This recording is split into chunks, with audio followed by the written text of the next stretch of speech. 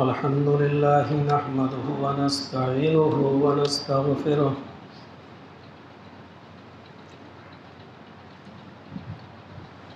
व नऊज़ु बिल्लाहि मिन शुरूरि अनफुसिना व मिन सय्यिआति अअमालिना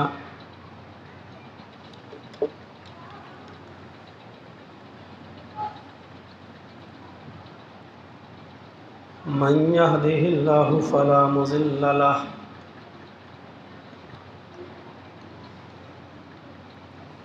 व मन युज़लिल्हु फला हादिय लहु।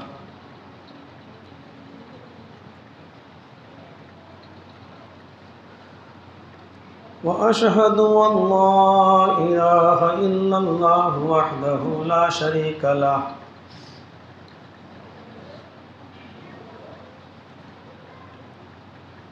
व अशहदु अन्न मुहम्मदन अब्दुहु व रसूलुहु।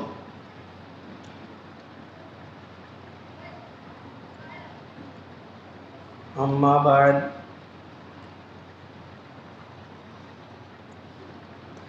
फ़इन्न खैरल हदीस किताबुल्लाह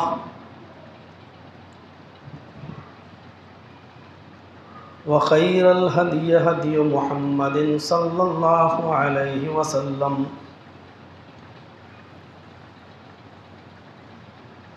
व शर्रल उमूरि मुहदसातुहा व कुल्लु मुहदसतिन बिदअह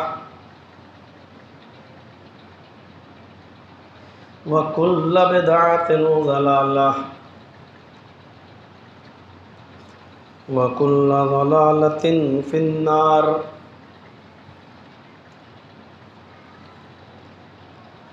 अऊज़ु बिल्लाहि मिनश शैतानिर रजीम।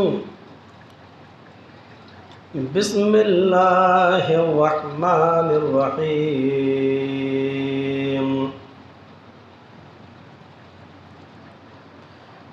व इज़ा क़ील लहुम ला तुफ़सिदू फ़िल अर्ज़ क़ालू इन्नमा नहनु मुस्लिहून।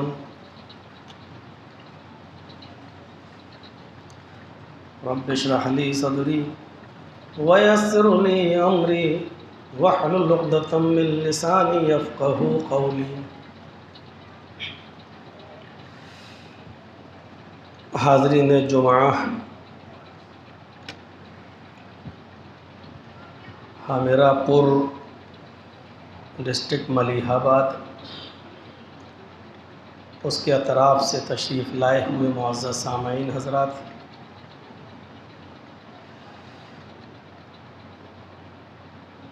अल्लाह रब्बुल आलमीन का शुक्र है और उसका एहसान अज़ीम है कि उसने हमें और आपको आज का ये मुहतरम और मुबारक दिन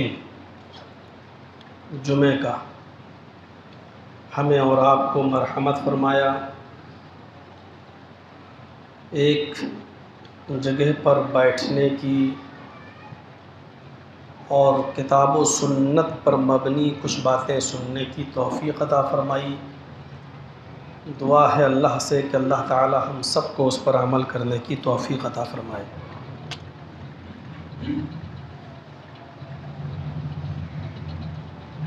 इस्लाम ने जहाँ बहुत सी चीज़ों का हुक्म दिया है,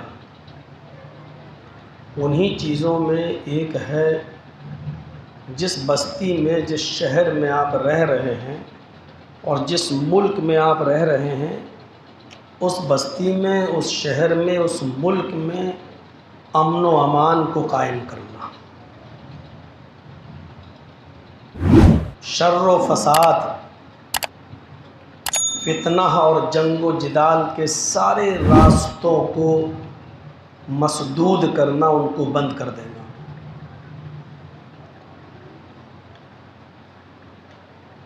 नबी अकरम सल्लल्लाहु अलैहि वसल्लम का ये फरमान भी है कि अल-फ़ितनतु अशद्दु मिनल क़त्ल।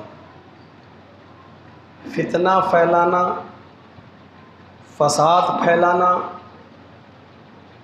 ज़मीन पर बदअमनी को कायम करना, या ऐसा वातावरण, ऐसा माहौल बना देना कि जिससे बदअमनी रहे, शांति भंग हो, वो सारी की सारी चीज़ें कत्ल से ज़्यादा संगीन जुर्म है। नबी अकरम सल्लल्लाहु अलैहि वसल्लम की ज़िंदगी का वो वाक़या जो हुदैबिया के मैदान में पेश आया था और आपने सुलह की थी, नाजायज़ शर्तों को भी आपने माना था सिर्फ़ इस लिए कि फितना और फसाद का दरवाज़ा बंद हो जाए, जंगो जिदाल का दरवाज़ा बंद हो जाए और कोई ऐसी चीज़ सामने वाले को न मिले हमारी तरफ से कि वो उसी को बहाना बनाकर हमारी बस्तियों में आग लगाए, हम ही को कत्ल करे। हमें सीखना चाहिए नबी अकरम सल्लल्लाहु अलैहि वसल्लम के उस सुलह हुदैबिया के उस वाक़े से सबक हासिल करना चाहिए। उन चीज़ों को दोहराने की ज़रूरत नहीं है, वो हमारी यूट्यूब पे तक़रीरें पड़ी होंगी, आप उसको सुन लीजिएगा। कितनी नाजायज़ शर्तें थीं, लेकिन अल्लाह के रसूल ने उनको भी माना, सिर्फ़ इस बुनियाद पर कि इनको बहाना नहीं मिल जाए इस बात का कि हम सुलह नहीं चाहते हैं। और बाद में उसके नतीजे बहुत अच्छे हुए। पूरा मक्का नबी अकरम सल्लल्लाहु अलैहि वसल्लम ने फ़तह किया और उसमें शाहाना दाखिला भी हुआ। नबी अकरम सल्लल्लाहु अलैहि वसल्लम, ज़मीन में फितना फैलाना और फसाद फैलाना ये मुनाफिकों का काम है, मोमिनों का काम नहीं है। मुनाफिकों की जहाँ बहुत सी निशानियाँ बताई हैं, उन निशानियों में एक निशानी ये भी बताई है कि जब उनसे कहा जाए कि ज़मीन के अंदर फसाद बर्पा मत करो, ज़मीन में फसाद मत फैलाओ, तो झट से वो ये कहते हैं कि हम फसाद कहाँ फैला रहे हैं, हम तो जायज़ बात कर रहे हैं, हम तो सुलह की बात कर रहे हैं, हम तो अच्छी बात कर रहे हैं। हमारी बात कहीं गलत नज़र आए तो आप बताइए, हमारी बात में कोई गलती कहाँ नज़र आ रही है। मुनाफिकों की सिफत बताते हुए अल्लाह ने फरमाया, इज़ा क़ील लहुम ला तुफ़सिदू फ़िल अर्ज़, जब उनसे कहा जाता है कि ज़मीन में फ़साद बर्पा मत करो, ज़मीन में फ़साद मत फैलाओ, क़ालू इन्नमा नहनु मुस्लिहून, झट से ये कह देते हैं कि हम तो इस्लाह करने वाले हैं, हम तो खैर ख्वाह हैं, हम तो चाहते हैं कि सब लोग एक प्लेटफार्म पे आ जाएं, हम कहाँ फसाद फैला रहे हैं। अला इन्नहुम हुमुल मुफसिदून, होशियार रहना जो अपनी ज़बानों से ये कह रहे हैं कि हमारी क्या गलती है, हम तो फसाद कहाँ फैला रहे हैं, हम तो लोगों को मिलाने की बात कर रहे हैं, यही फसादी हैं। इनको मालूम नहीं है, इनको शऊर नहीं है इस बात का, वलाकिन ला यशऊरून, इनको शऊर नहीं है, ये बेअक्ली की बात कर रहे हैं। कभी कभी हम हक़ पर होते हैं, लेकिन इसके बावजूद हमें झुकना पड़ता है। वहाँ पर हक़ पर होने के बावजूद भी अपने आप को तैश में लाना और अकड़ में आ जाना और ये दिखाना कि नहीं, हम किसी भी कीमत पर झुकने के लिए तैयार नहीं, हम हक़ पर हैं, वो चीज़ हमारे लिए बड़ी नुकसानदेह हो जाती है। जब हमारी तादाद कम हो, हम अक़लियत के अंदर हों, तो हमें कभी कभी ऐसी नाजायज़ बातों पर भी समझौता करना पड़ता है जिन बातों के समझौता करने से हमारे दीन पर कोई फ़र्क ना पड़े। मसलन तौहीद के साथ समझौता नहीं होगा चाहे मेरी जान चली जाए। इसलिए अल्लाह के नबी सल्लल्लाहु अलैहि वसल्लम से किसी सहाबी ने कहा कि अल्लाह के रसूल, अगर जंगल में लोग मुझे घेर लें और मुझसे ये कहें कि अल्लाह का इनकार कर, तब मैं तेरी जान बख्शूँगा, वरना मैं कत्ल कर दूँगा तुझे, और अल्लाह का इनकार कर देने से अगर मेरी जान बच रही हो तो ऐसी पोजीशन में हम क्या करें। तो नबी अकरम सल्लल्लाहु अलैहि वसल्लम ने फरमाया कि ऐसे मौके पर तुम अल्लाह का इनकार कर दो, अपनी जान बचा लो।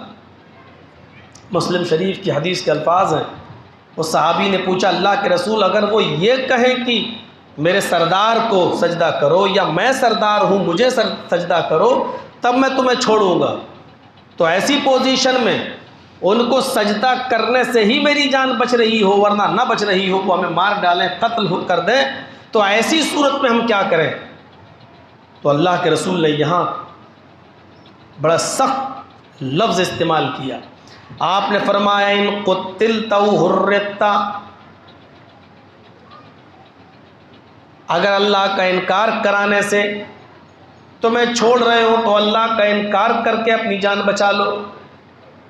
लेकिन अगर वो ये कहें कि मुझे या मेरे मालिक को, मेरे आका को सजदा करो, तब मैं तुम्हें छोड़ूंगा, और तुम्हारी जान खतरे में हो तो ऐसी पोजीशन में अपने आप को कत्ल करा लेना।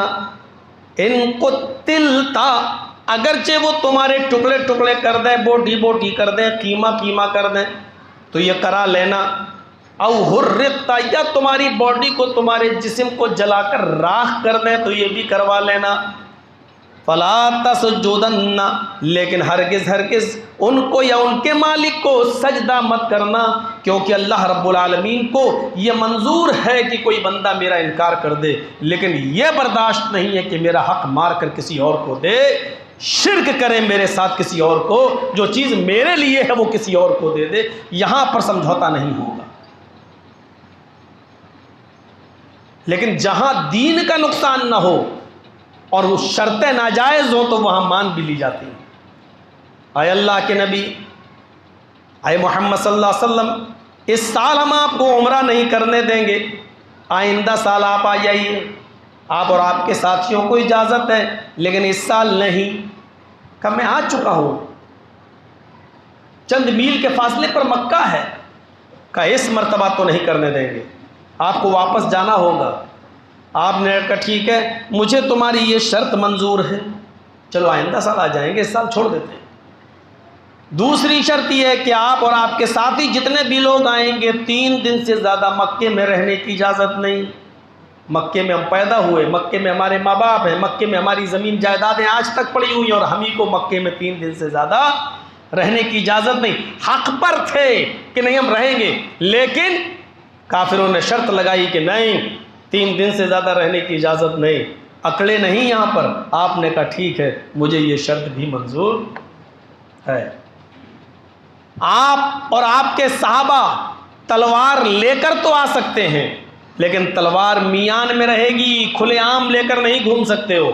हमारे आदमी तलवार खुलेआम लेकर घूमेंगे। कितनी नाजायज़ शर्त थी। हमारे आदमी कुरैशी मक्के वाले तलवार, नंगी तलवार लेकर घूमेंगे, लेकिन आपको और आपके सहाबा को तलवार लाने की इजाज़त है, लेकिन तलवार मियान में रहेगी।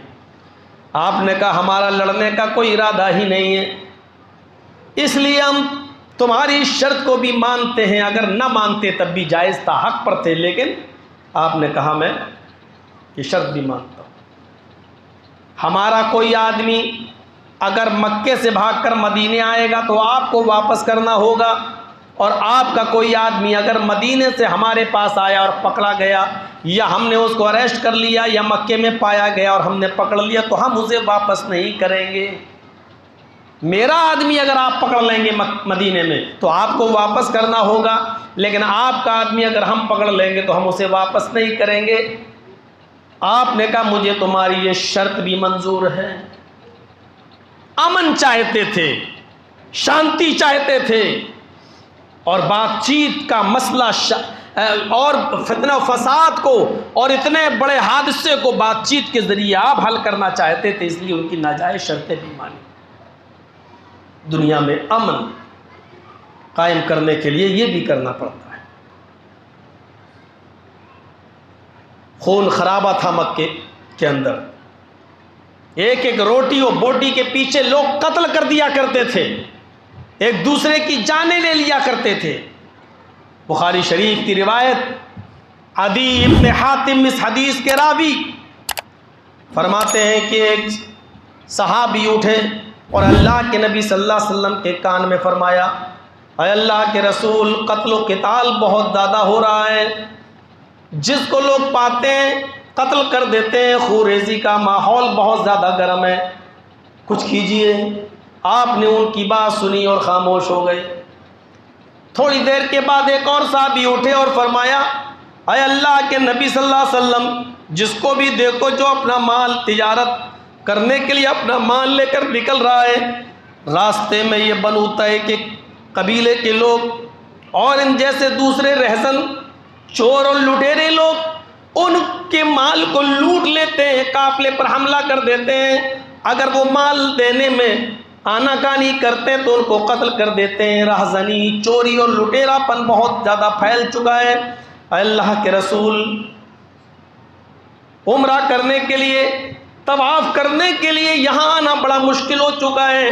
अपनी तिजारत करना भी मुश्किल हो चुका है। थोड़ा सा पैसा लेकर बाहर निकलना भी मुमकिन नहीं है। हालात बहुत ज़्यादा ख़राब हो चुके हैं। आपने कहा, या अदी इब्न हातिम, इधर आओ।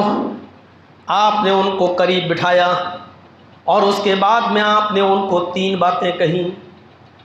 आया दी, आज जो तुम माहौल देख रहे हो, सारे सहाबा भी बैठे हैं, उनकी मौजूदगी में आप क्या बात कह रहे हैं। आया दी, आज तुम जो माहौल देख रहे हो कत्लो क़िताल का, रहज़नी का, चोरी और लुटेरेपन का, अगर मेरे बाद तुम जिंदा रहे तो तुम देखोगे। गौर कीजिए। आया दी, मेरे बाद अगर अल्लाह ने तुम्हें लंबी जिंदगी दी तो तुम देखोगे। हीरा देखा है आपने? मुल्क शाम का एक शहर है हीरा, उस शहर को देखा है? हजरत अदी कहते हैं, अल्लाह के नबी देखा तो नहीं, कभी गया तो नहीं, लेकिन सुना है। मुल्क शाम के उस शहर को, उस हीरा बस्ती का नाम मैंने सुना है, गया तो कभी नहीं। आपने फरमाया, कितना दूर है यहाँ से? जी दूर है।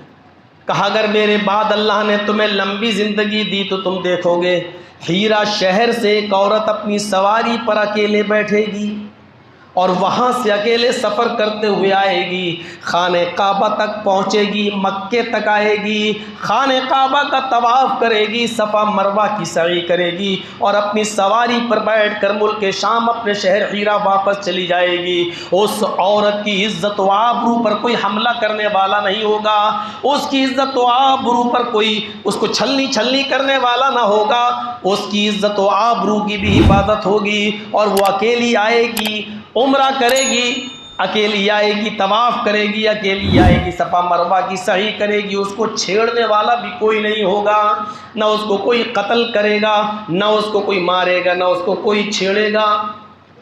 अदी इब्न हातिम कहते हैं, अल्लाह के रसूल ने जब ये जुमला कहा, मैं उस वक्त उसी जगह पर बैठा हुआ था, मेरे साथ सहाबा मौजूद थे, लेकिन हालात इतने ख़राब थे कि मैं सोचने लग गया, अल्लाह के रसूल ऐसे हालात कैसे पैदा हो सकते हैं। एक औरत, वो भी शाम से आए, हीरा से चल कर आए, अपनी सवारी पर आए, अकेले आए और अकेले तवाफ़ करे, उम्रा करे, सफ़ा मरवा की सई लगाए और चली जाए, ऐसा कैसे हो सकता है। बुखारी शरीफ की हदीस के अल्फाज हैं कि मैंने दिल ही दिल में सोचा। दी इब्न हातिम कहते हैं, ये अल्लाह के नबी को क्या हो गया है, आप इतनी बड़ी अमन व अमान की और शांति की बात कर रहे हैं, यहाँ बड़े बड़े मर्दों को तो छेड़ा जाता है, उनको तो छीन लिया जाता है और लूट लिया जाता है, और वो औरत अकेली आएगी और चली जाएगी, उसकी इज्जत व आबरू पर कोई हमला नहीं।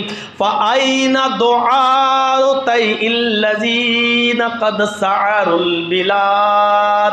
अल्लाह के नबी जब ये कह रहे थे कि औरत अकेली आएगी और अकेली चली जाएगी, उसको कोई छेड़ने वाला ना होगा, उस वक्त मैं ये सोच रहा था, अरे अल्लाह के रसूल ये कैसे होगा, ये बनु तय के ये गुंडे कहाँ चले जाएंगे जो रास्ते में किसी को रुकते ही नहीं है, छुपे रहते हैं दरख्तों की आड़ों में, जंगलों में, और काफिले पर हमला कर देते हैं, उनका माल लूट लेते हैं, न देने पर उनको कत्ल कर देते हैं। फ़अइना दुआतैल्लज़ी क़द सअरुल बिलाद। जिन्होंने इस बस्ती में खून और खराबा फैला के रख दिया है, ये बनु तय के गुंडे कहाँ चले जाएंगे, ये चोरी लुटेरे कहाँ चले जाएंगे, क्या ये सब मिट जाएंगे, ये कहाँ चले जाएंगे। मैंने ये बात नबी अकरम से तो नहीं कही, लेकिन ये बात मैंने दिल में सोची। बुखारी शरीफ की हदीस के अल्फाज। उसके बाद अल्लाह के नबी सल्लल्लाहु अलैहि वसल्लम ने फरमाया, आए आदि, मेरे बाद अगर तुम्हारी उम्र लंबी हुई तो तुम ये देखोगे कि किसरा के खजाने फतह होकर मदीने की तरफ आ रहे हैं, किसरा के खजानों को लोग जीतेंगे, किसरा हारेगा, और किसरा के खजाने लुटकर फतह होकर वो मदीने आ रहे हैं। मदीने आएंगे, तुम उसको देखो कि अगर मेरे बाद तुमने लंबी जिंदगी पाई। मैंने बड़े ताज्जुब से पूछा, अदी इब्न हातिम कहते हैं मैंने ताज्जुब से पूछा, अल्लाह के रसूल किस किसरा की बात कर रहे हैं? जो बादशाह वक्त है उसकी, किसरा इब्न हुर्मुस? किसकी बात कर रहे हैं? जिसको दुनिया की बड़ी से बड़ी ताकतें शिकस्त नहीं दे पाती हैं। ईरान, उर्दुन, आज़रबाईजान, इराक, शाम, कोई उनको हरा नहीं पाता है। और इन बादशाह को शिकस्त देकर उसका माल हमारे पास मदीने में आएगा। ये आप बात कर रहे हैं, किसरा की बात कर रहे हैं? ऐसी उस किसरा की, किसरा इब्न हुर्मुज की? अल्लाह के नबी फरमाते हैं, हाँ मैं किसरा इब्न हुर्मुज ही की बात कर रहा हूँ, मैं उसी बादशाह की बात कर रहा हूँ, उसके खजाने फतह होकर मदीने आएंगे। मैं बड़ा ताज्जुब कर रहा था कि अल्लाह के रसूल ये बात हमसे कह रहे हैं, जो नामुमकिन है, महाल है। बड़ी से बड़ी ताकतें किसरा को उसके तख्ते से नहीं हटा पाती हैं, शिकस्त नहीं दे पाती हैं उसके पावर और उसकी ताकत। और अल्लाह के रसूल कह रहे हैं उसके खजाने जीत कर फतह होकर मदीने आएंगे। मैंने कहा तो कुछ नहीं, लेकिन ताज्जुब मुझे हुआ। आदि इब्न हातिम कहते हैं कि अल्लाह के रसूल ने तीसरी बात मुझसे कही, आए आदि अगर मेरे बाद तुमने लंबी ज़िंदगी पाई तो तुम देखोगे कि लोग अपनी मुट्ठी में सोना और चांदी हाथ में लेंगे। लोग अपनी मुट्ठी में सोना अपने घर से लेकर निकलेंगे, चांदी अपने घर से लेकर निकलेंगे सदका करने के लिए, ज़कात देने के लिए। तुम देखोगे उस वक्त लोग इतने खुशहाल हो चुके होंगे, इतने अमीर हो चुके होंगे कि वो अपने घरों से सोना और चांदी मुट्ठी में बंद करके ले जाएंगे, सदका कबूल करने वालों को ढूंढेंगे, ज़कात लेने वालों को ढूंढेंगे, उनकी मदद की जाए, वो गरीबों को ढूंढेंगे, लेकिन उनकी मुट्ठी का वो सोना मुट्ठी में रहेगा, वो अपने घर में वापस ले आएंगे। सदका और ज़कात कोई कबूल करने वाला ना होगा, उनकी मुट्ठी का वो सोना लेने वाला कोई नहीं होगा।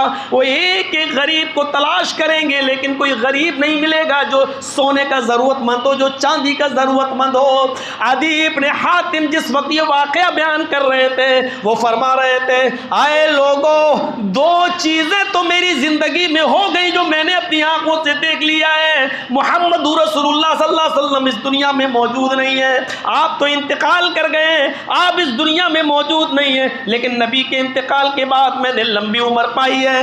मैंने अबू बकर का ज़माना भी देखा, मैंने उमर का ज़माना भी देखा है। लोगों, दो चीज़ों को मैंने अपनी आंखों से देख लिया है। आज मैं देख रहा हूँ, हीरा शहर से औरत अकेली आती है, अपनी सवारी पर बैठती है, खाने काबा जाती है, उम्रा करती है, तवाफ करती है, सफ़ा मरवा की सही करती है, और अकेले मुल्क के शाम हीरा वापस चली जाती है। उस औरत को कोई छेड़ने वाला नहीं होता है, उस औरत का कोई ताक़ुब करने वाला नहीं होता है, उसकी जिंदगी में सुकून ही सुकून है। वो अकेले आती है और अकेले चली जाती है, उसको कोई छेड़ने वाला नहीं होता है, उसको कोई लूटने वाला नहीं होता है। मैंने ये भी अपनी जिंदगी में देख लिया। हजरत उमर फारूक के काफिले ने और आपके मुजाहिदीन ने किसरा को शिकस्त भी दे दी है, और किसरा के खजाने मैंने मदीने में देख भी लिए हैं। कैसरो किसरा के सोने का वो ताज जो वो पहना करता था, वो भी खजानों में लुट कर आ गया है, फतह होकर मदीने तक पहुंच गया है। जो नाकाबिले जो चीज होने वाली नहीं थी, जो उम्मीद के अंदर उम्मीद भी जिसकी नहीं की जा सकती थी, वो चीज भी मैंने अपनी आंखों से देख ली है। ये दो चीजें तो मैंने देख ली हैं, लेकिन मैं उम्र के उस दहलीज पर पहुंच चुका हूं कि तीसरी चीज अभी तो मेरी आंखों के सामने से नहीं गुजरी। लेकिन तुम देखोगे मेरे बाद तुम्हारी उम्र अगर लंबी होगी तो तुम ये भी देखोगे कि लोग सोने और चांदी को अपने घरों से अपनी मुट्ठी में और अपने हाथ में लेकर निकलेंगे, लेकिन सोना और चांदी कोई कबूल करने वाला नहीं होगा। दो चीजों को हजरत आदी इब्न हातिम ने अपनी आंखों से देखा है। औरतें सुकून के साथ आती हैं और तवाफ करके वापस हीरा चली जाती हैं। मेरे भाइयों, ये अमन व अमान कैसे कायम हुआ?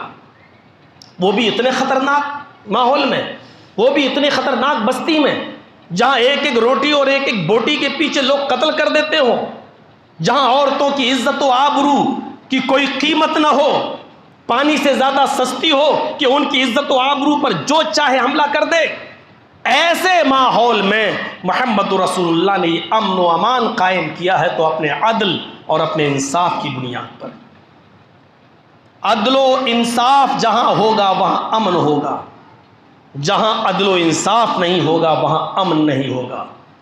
और ये बात मैं खुल के कह दूं, हमारे हिंदुस्तान में, हमारे भारत में आज जो बदअमनी फैली हुई है उसकी वजह यह है कि यहाँ पर अदल नहीं है, इंसाफ नहीं है। जहाँ अदल होगा, जहाँ इंसाफ होगा वहाँ अमन होगा, और जहाँ अदल व इंसाफ नहीं होगा वहाँ अमन नहीं होगा।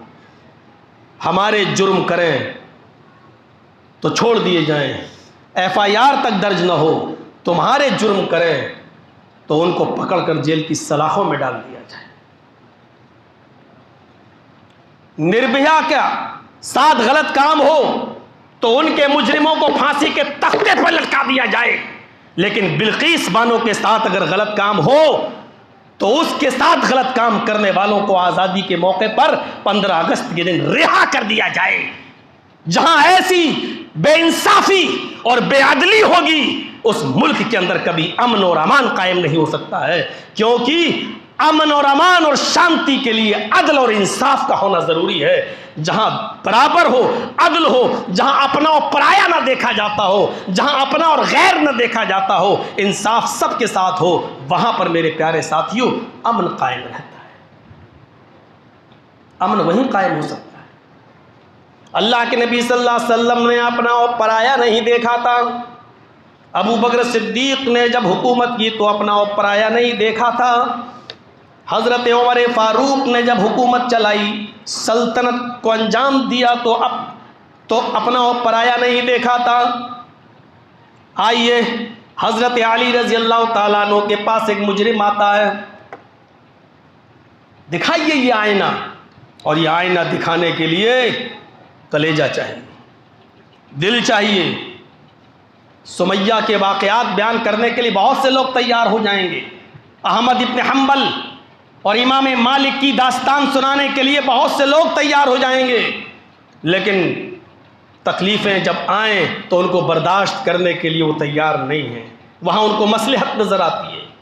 दिखाइए आईना। हज़रत अली रज़ी अल्लाह ताला अन्हु के पास एक मुजरिम आता और अपने जुर्म को खुद कबूल करता है,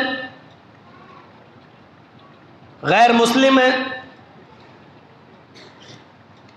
कहा तुम खुद इस जुर्म को कबूल कर रहे हो? कहा। हज़रत अली रज़ी अल्लाह ताला अन्हु ने अपने ग़ुलाम कंबर से कहा, ग़ुलाम का नाम कंबर, अपने ग़ुलाम से कहा जाओ इनको इतने इतने कोड़े मारो। इसने इस जुर्म को खुद कबूल कर लिया है, अब गवाह की ज़रूरत नहीं है। जब मुजरिम जुर्म खुद कबूल कर ले तो फिर गवाह कैसा? इसने कबूल कर लिया, इसको इतने इतने कोड़े लगाओ।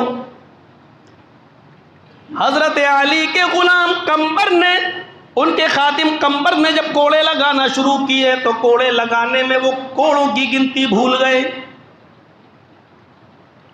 और 3 कोड़े हज़रत अली के ग़ुलाम कंबर ने उस गैर मुस्लिम को, उस यहूदी को 3 कोड़े ज़्यादा मार दिए। थोड़ी देर के बाद वही मुजरिम आता है और कहता अमीरुल मोमिनीन, मैंने अपना जुर्म कबूल कर लिया था, उसकी सज़ा में इतने इतने कोड़े मुझे लगना थे। हज़रत अली ने कहा मैंने इतने ही कोड़े लगाने का हुक्म दिया था। तो पूछो आप अपने ग़ुलाम से, उसने मुझे 3 कोड़े ज़्यादा लगाए हैं।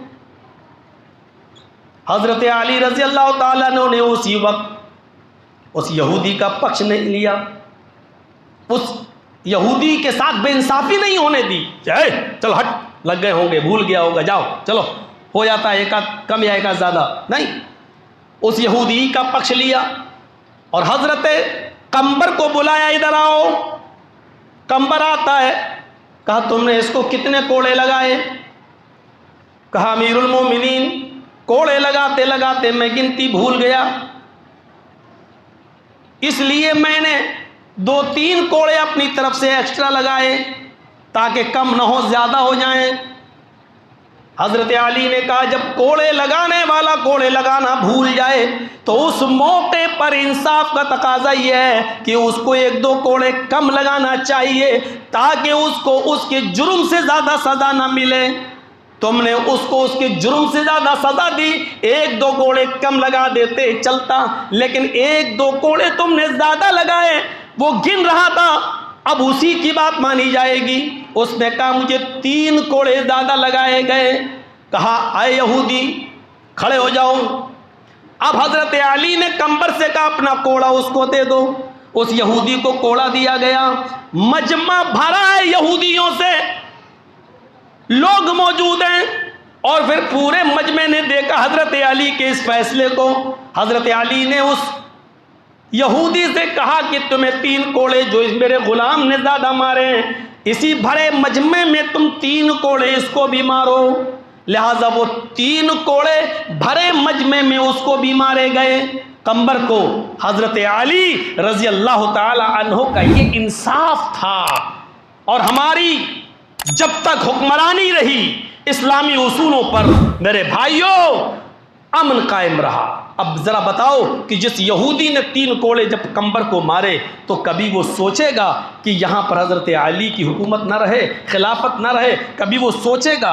अमन था इसलिए कि इंसाफ था, अमन था इसलिए कि न्याय था, अमन था इसलिए यहूदी भी हमारी हुकूमतें बर्दाश्त करते थे, क्योंकि उनको मालूम था कि हमारे साथ बेइंसाफी नहीं होगी, हमारे साथ अन्याय नहीं होगा, हमारे साथ अदल का मामला होगा। इसलिए मेरे भाइयों जहां अदल होगा वहां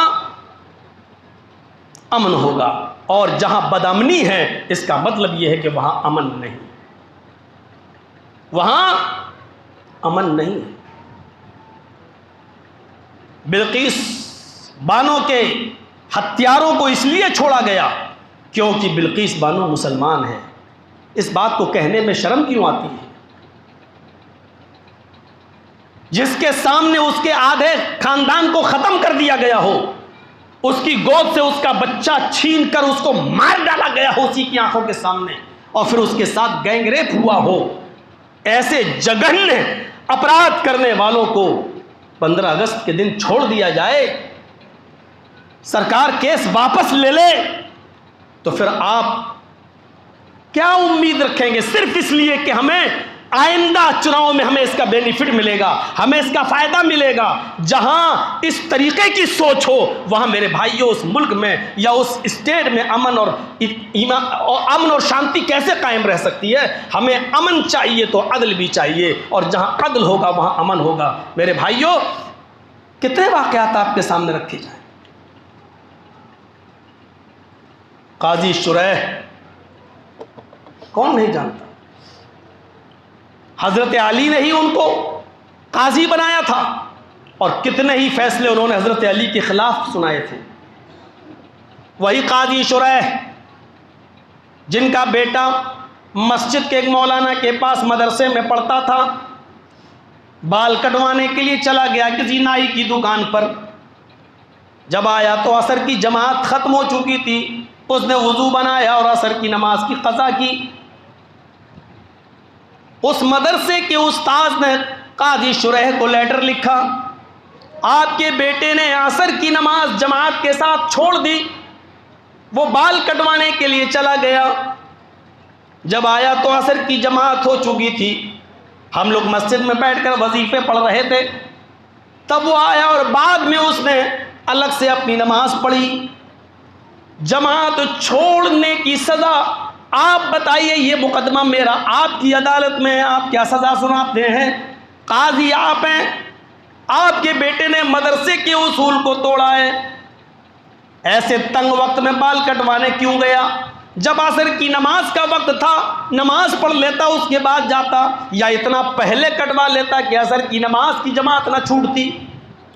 काजी शुरैह ने एक लेटर लिखा और एक मोटा डंडा भेजा, और उस लेटर में लिखा, उस्ताद मोहतरम, ये मोटी लकड़ी जो मैं आपको भेज रहा हूँ, ये डंडा मैं इसलिए भेज रहा हूँ, और ये मेरा फैसला है कि इस लकड़ी से, इस डंडे से मेरे उस बच्चे को जिसने असर की जमात नमाज छोड़ दी है, जमात नहीं, जमात छोड़ी है, नमाज नहीं, जमात तर्क कर दी है, इस लकड़ी से, इस डंडे से इतना मारो, इतना मारो कि जब तक ये डंडा 3 टुकड़ों में न बट जाए, इस लकड़ी के 3 टुकड़े न हो जाएं, तब तक मारते रहो। उसके बाद मेरे बच्चे का खाना पानी बंद कर दो। अगर वो तौबा कर ले और कभी जमात न छोड़ने का अहद करे, उसके बाद आप उसका खाना पानी शुरू करना, उसके बाद उसको खाना पानी दे देना। अगर वो ये अहद नहीं करता है तो भूखा और प्यासा मरता है तो मर जाने देना। ये काजी शुरैह का फैसला था अपने बेटे के बारे में। अपना और पराया नहीं देखा जाता था, अपना और गैर नहीं देखा जाता था। अपने करें तब भी जुर्म, गैर करें तब भी जुर्म, अपनों के साथ भी इंसाफ हो, गैरों के साथ भी इंसाफ हो।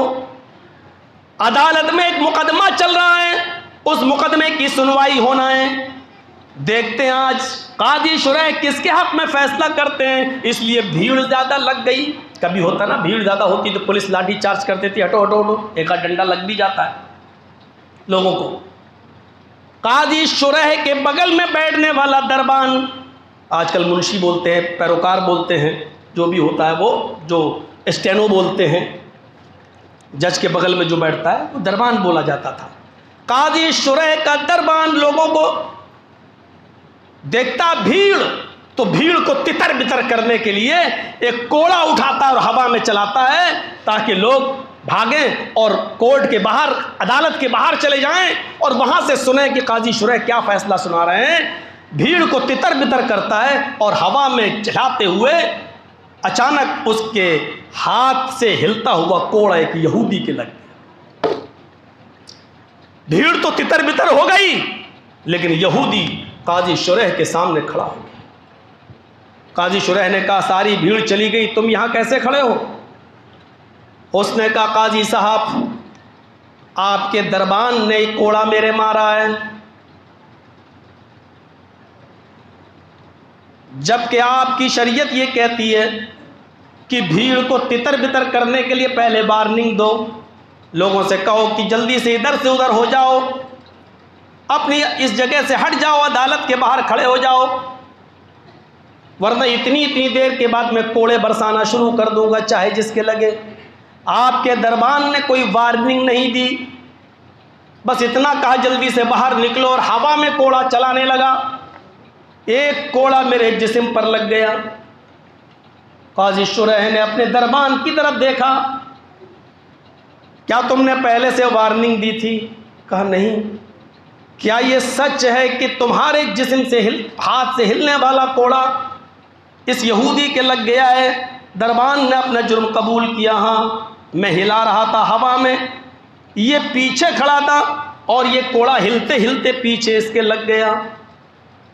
काजी शुरैह ने कहा, पहले इसी मुकदमे की समाअत होगी। आए दरबान, अब तुम सामने आओ। उस दरबान को सामने कर दिया और उस यहूदी के हाथ में काजी शुरैह ने कहा कि इसको कोड़ा दो।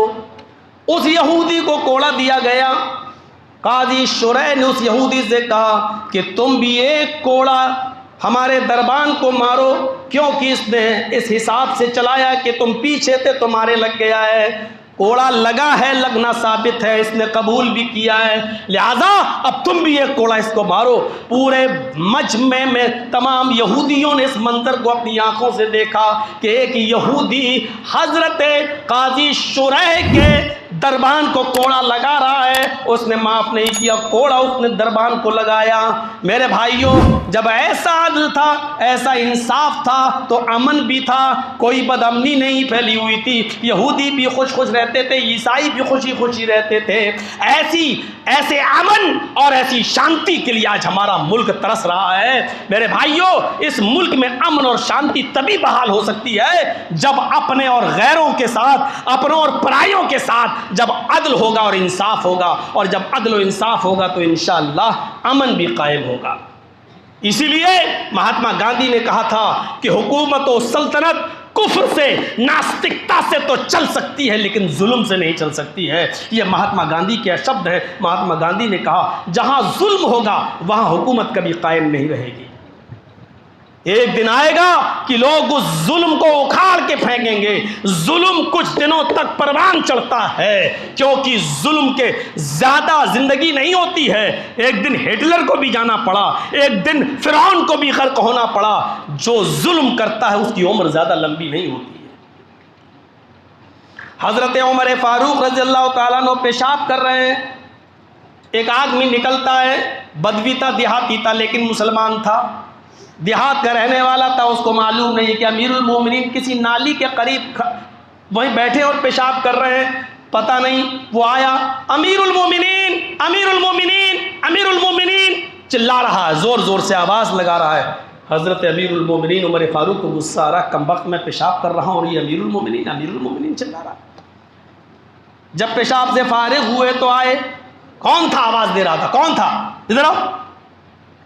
उसकी सुनने के बजाय हज़रत उमर फारूक ने एक थप्पड़ उसके गाल पे रसीद कर दिया। दिखता नहीं तुम्हें, पता नहीं था मैं पेशाब कर रहा था, तुम चिल्लाते चले आ रहे हो अमीरुल मोमिनीन, अमीरुल मोमिनीन। हाँ बोलो क्या बात है। उसने कहा कुछ नहीं। आए अमीरुल मोमिनीन, आया तो था कोई शिकायत लेकर अपनी बस्ती की, लेकिन अभी वो शिकायत मैं नहीं करूँगा। अब मैं यहाँ से जा रहा हूँ, लेकिन जाते जाते सिर्फ इतना मैं आपसे कहूँगा कि अभी आप दरबार खिलाफत जा रहे हैं। यहाँ से जाने के बाद जब लोगों की बातें सुने, उनकी शिकायतें सुने, तो थोड़ी देर के लिए इतना सोच लेना कि आपने कहीं मुझे ये थप्पड़ नाजायज़ तो नहीं मारा है। थोड़ी देर के लिए ठंडे माथे से, ठंडी पेशानी से इतना सोच लीजिएगा कि ये थप्पड़ मारने में आपने ओजलत तो नहीं की है, कहीं बेकसूर तो थप्पड़ नहीं मारा है। क्योंकि आपको पहले ये मालूम करना चाहिए था कि आप पेशाब कर रहे हैं या नहीं कर रहे हैं, इसका इल्म मुझे है या नहीं। अमीरुल मोमिनीन कहते कि तुम्हें नहीं मालूम था। हमें उस ज़ात की कसम खाता हूँ जिसके कब्ज़े में मेरी जान है और आपकी भी जान है, और मैं उस ज़ात की कसम खाता हूँ जिसके पास हमें और आपको हिसाब व किताब देना है। आए अमीरुल मोमिनीन, आपके पेशाब करने का मुझे ज़र्रा बराबर इल्म नहीं था। मैं तो पुकार रहा था कि आप अगर दूर हो तो आप तक आवाज़ पहुंच जाए और आप जल्दी से निकल आए और मेरी फरियाद सुन लें। अल्लाह की कसम आप पेशाब कर रहे थे, इस बात का इल्म मुझे नहीं था। अगर मैं देख लेता दूर से या मुझे मालूम होता कि आप इस्तिंजा कर रहे हैं, पेशाब कर रहे हैं, तो मैं क्यों चिल्लाता, क्यों बोलता। मुझे किसी पागल कुत्ते ने तो नहीं काटा था, मैं क्यों बोलता। हज़रत उमर फारूक कहते हैं अब दरबार में जाने की ज़रूरत नहीं है। जब तुमने इस बात का इकरार कर लिया कि तुम्हें इस बात का इल्म ही नहीं था, तो अब इस बात को ये बात साफ हो गई कि मैंने जो थप्पड़ मारा है वो नाजायज़ था, ये मेरी गलती थी, इसलिए मैंने सबके सामने तुम्हें थप्पड़ मारा है। हज़रत उमर ने जो चादर ओढ़े हुए थे वो चादर हटा दी। फरमाया मैं भी एक आम मुजरिम की हैसियत से तुम्हारी अदालत में खड़ा हूँ। आए बदवी, आए अराबी, अपना हाथ उठाओ और जितनी ज़ोर से मैंने तेरे गाल पे थप्पड़ मारा है, तू भी मेरे गाल पर उतनी ज़ोर से थप्पड़ मार। उस अराबी ने, उस बदवी ने कहा अमीरुल मोमिनीन, मुझे इंतकाम लेना मकसद नहीं है मेरा, मैं बदला नहीं लेना चाहता आपसे, बस मैं गलती का एहसास दिलाना चाहता था जो आपको हो गया है। आप इस बात को तस्लीम कर लिए हैं कि हाँ मुझसे गलती हो गई, मैंने आपको माफ़ कर दिया है। अमीरुल मोमिनीन, मैं ठंडे दिल से, सिद्क़ दिल से मैं आपको माफ़ कर रहा हूँ, मैंने आपको माफ़ कर दिया है। हज़रत उमर फारूक कहते नहीं, ये मेरा रोबो दबदबा है, ये मेरी अमीरुल मोमिनीन होने का की वजह से तुम मुझे माफ़ कर रहे हो। कल क़यामत के दिन तुम मुझसे बदला लोगे, इसलिए या तो तुम मुझे सिद्क़ दिल से माफ़ करो या तो अल्लाह की कसम खाकर मुझे माफ़ माफ़ करो या फिर मुझसे बदला लो। उसने कहा अमीरुल मोमिनीन, मैं अल्लाह के लिए सिद्क दिल से, अल्लाह की कसम खाकर कहता हूँ कि मैंने आपको सच्चे दिल से माफ़ कर दिया है। बस आपको एहसास हो गया, यही काफ़ी है। मैं आपके गाल पर थप्पड़ नहीं मार सकता हूँ। आप अमीरुल मोमिनीन हैं, ये आपका मकाम और मर्तबा है, ठीक है, लेकिन आपने अपने आप को जब पेश कर दिया और आप तैयार हो गए तो समझ लो कि मैंने अपना बदला ले लिया। हमने आपको माफ़ कर दिया है और जब मैं माफ़ कर दूँ तो अल्लाह भी आपको माफ़ कर देगा। ये शरीयत का उसूल है। हज़रत उमर फारूक रज़ी अल्लाह ताला अन्हु ने कहा, अब तुमने अल्लाह की कसम खाकर जब मुझे माफ़ कर दिया तो अब मुझे इत्मीनान हुआ है, वरना इससे पहले मुझे इत्मीनान नहीं था। अपने आप को पेश कर दिया, ना अपने को देखते थे ना परायों को देखा जाता था। मेरे भाइयों, तब अमन था, तब शांति थी, तब सुकून था। इसीलिए मेरे भाइयों, आप अपने बच्चों के साथ इंसाफ करें, आप अपनी बेटियों के साथ इंसाफ करें, आप अपनी बीवी के साथ इंसाफ करें, आप अपने पड़ोसी के साथ इंसाफ करें। इंसाफ और अदल करेंगे तो अदल कायम रहेगा। माफ़ कीजिएगा, वो लोग सबसे बड़े फसादी हैं क्योंकि वो जालिम हैं जो अपने बेटों को तो ज़मीन में हिस्सा देते हैं और अपनी बेटियों को महरूम कर देते हैं और ये कह देते हैं कि इसकी तो शादी में 2 लाख 3 लाख 5 लाख खर्च हो गया है, कैसे हिस्सा। वो भाई जालिम है जो अपनी बहन का हक मारता है, वो बाप जालिम है जो अपनी बेटी का हक मारता है, वो भाई जालिम है जो अपनी बहन का हक मारता है, वो शौहर जालिम है जो अपनी बीवी का हक मारता है। अदल हो तो हर जगह हो। जहेज का लेना देना इस बात की गारंटी और इस बात की ज़मानत नहीं है कि आपकी बेटी का हक आपकी ज़मीन और आपकी जायदाद और आपकी विरासत से ख़त्म हो गया है, कभी ख़त्म नहीं होगा। आपकी बेटी अपने बाप की विरासत से भी हक पाएगी, अपने भाई की विरासत से भी हक पाएगी, अपने शौहर की विरासत से भी हक पाएगी और अपने बेटे की विरासत से भी हक पाएगी। यानी बेटे की विरासत में माँ का हक है, भाई की विरासत में बहन का हक है और शौहर की विरासत में बीवी का हक है और बाप की विरासत में बेटी का हक है। बेटी चारों तरफ से, लड़की चारों तरफ से अपना हक पाएगी और जो उसका हक नहीं दे रहा वो जालिम है, वो अपने घर का फसादी है, वो मुफसिद है, वो कुरान की इस आयत के मिस्दाक मुनाफिक है कि इन्नल मुफसिदीन, अल्लाह ताला ने फरमाया कि इज़ा क़ील लहुम ला तुफ़सिदू फ़िल अर्ज़, ये तो मुनाफिकों की अलामत है। जब उनसे कहा जाता है ज़मीन में फसाद मत फैलाओ तो वो कहते हैं हम तो इस्लाह कर रहे हैं, हम तो अच्छी बात कर रहे हैं। आप भी कह रहे हैं अरे साहब हमने लड़के को 5 लाख की ज़मीन दी है तो 5 लाख अपनी बेटी को जहेज़ भी दिया है। जहेज़ देना इस्लाम में जायज़ नहीं है, लेकिन हक देना इस्लाम में ये वाजिब है, फ़र्ज़ है। तुमने नाजायज़ काम कर दिया है और जो जायज़ और फ़र्ज़ और वाजिब था वो तुम उससे महरूम कर रहे हो। आपकी बेटी 5 लाख का जहेज़ पाकर भी आपकी ज़मीन और आपकी जायदाद में बराबर का हक रखती है, आप उसको महरूम नहीं कर सकते हो। ये कहना कि हमने इतनी शादी में खर्च कर दिया, ये कोई ज़मानत नहीं है और ये कह देना आपको उसका हक आपको मारने पर मजबूर नहीं कर सकता है। इसलिए अदल हो तो हर जगह अदल हो, इंसाफ हो तो हर जगह इंसाफ हो, वरना नहीं। मेरे भाइयों, ज़मीन में फितना और फसाद फैलाने की एक शक्ल भी मौजूद है। भाई भाइयों में झगड़ा है, बाप बेटे में झगड़ा है, बेटी हमारे घर नहीं आ रही है, क्यों? क्योंकि वो अपना हक मांगती है और भाई हमारे बेटे उसका हक देने के लिए तैयार नहीं है और बाप उसका हक देने के लिए तैयार नहीं है। पढ़ लो नमाजें, रख लो लंबी दाढ़ियां, तहज्जुद भी पढ़ लो, टीके भी आ जाए नमाज पढ़ते पढ़ते तुम्हारे चेहरों पर। ज़मीन और मस्जिद की 4 उंगली के बराबर भी ज़मीन अगर आपने सजदे के लिए बाकी ना छोड़ी हो, फिर भी अल्लाह की कसम तुम्हारी नमाजें तुम्हारे मुंह पे मार दी जाएंगी, तुम्हारी तहज्जुदें तुम्हारे मुंह पे मार दी जाएंगी। कोई इबादत का फ़ायदा नहीं मिलेगा आपको अल्लाह की अदालत में जब तक आप अपनी बेटियों का हक नहीं देंगे, आप अपने बेटों के साथ इंसाफ नहीं करेंगे, आप अपनी बहन के साथ इंसाफ नहीं करेंगे। आपकी नमाजें नमाजें नहीं, आपकी इबादत इबादत नहीं, क्योंकि अल्लाह हुकूकुल्लाह तो माफ़ कर सकता है, हुकूकुल इबाद माफ़ नहीं कर सकता है। नमाज और रोज़े की कोताही तो अल्लाह माफ़ कर सकता है, लेकिन आपने अगर किसी का हक मारा है तो अल्लाह उसको माफ़ नहीं करेगा जब तक कि वो बंदा आपको माफ़ नहीं करे। मुझ में एक ऐब बड़ा है कि वफ़ादार हूँ मैं, मुझे यही एक बुराई है मेरे अंदर कि जो कुछ आता है मुंह में बोल देता हूँ, लेकिन शरीयत के दायरे में जोश और जज्बात हैं ज़रूर मेरे, लेकिन वो दायरे के अंदर। इसलिए मेरे प्यारे साथियों, इसलिए कहा कि मुनाफिकों की एक अलामत ये भी होती है कि वो कुरान और हदीस पर मुकम्मल तौर पर नहीं चलते हैं। अल्लाह ताला ने नबी से कहा कि उनके ऊंचे पैजामे, नीचे कुर्ते, उनके चेहरे मुखड़े तुम्हें खुश कर देंगे, यानी उनका लिबास, उनके चेहरों की दाढ़ियाँ, उनकी इबादतें देखकर तुम्हें ऐसा लगेगा कि ये बड़ा अल्लाह वाला नेक आदमी है, लेकिन ये सबसे बड़ा मुनाफिक है। क्यों? क्योंकि ये सिर्फ दिखाने की इबादत तो कर रहा है, लेकिन अल्लाह के बंदों का हक़ अदा नहीं कर रहा है, उनका हक़ मार रहा है। मुनाफिक मत बनिए। जब आप नमाज़ पढ़ रहे हैं तो इन नमाज़ों को कबूल करने के रास्ते भी अल्लाह ने बताए हैं, उन रास्तों पर भी अमल करिए। किसी का हक़ मत मारिए। अदल व इंसाफ होना चाहिए सबके साथ। अल्लाह से दुआ है कि बारे अल्लाह हमारी ख़ताओं को माफ़ फरमा दे, हमारे गुनाहों को बख्श दे, हमारे इस मुल्क में अमन व अमान कायम फरमा दे। अल्लाह अमन व अमान के लिए ज़रूरी है कि अदल हो। अल्लाह हमारी हुकूमत को अदल करने की तौफ़ीक़ अता फरमा। बारे अल्लाह इंसाफ करने की तौफीक अता फरमा।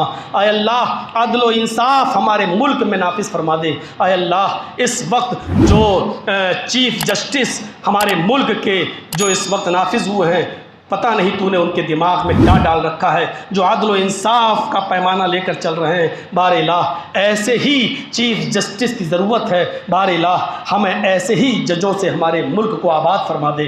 ऐ अल्लाह हमारे मुल्क में ऐसे ही इंसाफ करने वाले हुक्मरानों को हमारे ऊपर मुसल्लत फरमा। बारे इलाह हम तुझसे दुआ करते हैं कि तू जब तक हमें ज़िंदा रख, इस्लाम पर ज़िंदा रखना, और जब हमारा ख़ात्मा हो तो ईमान पर हमारा ख़ात्मा फरमाना। वमा अलैना इल्लल बलागुल मुबीन व आखिरु दावाना अनिल हम्दुलिल्लाहि रब्बिल आलमीन।